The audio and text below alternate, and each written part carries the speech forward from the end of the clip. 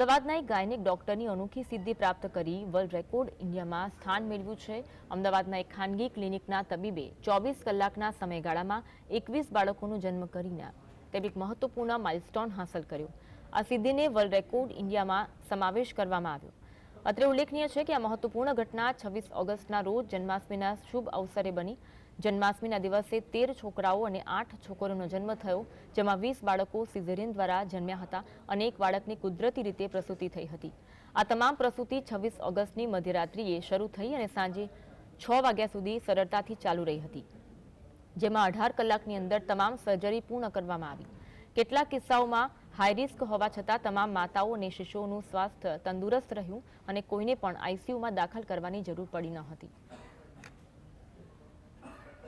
હોસ્પિટલની અંદર 26 ઓગસ્ટ જન્માષ્ટમીના દિવસે અમે લોકોએ એક જ દિવસમાં 21 બાળકની ડિલિવરી ઓપરેશન દ્વારા કરેલી છે અને એ ઓફિશિયલી એક વર્લ્ડ રેકોર્ડ ઓફ ઇન્ડિયા બુકની અંદર એનું એક નામ પ્રસ્થાપિત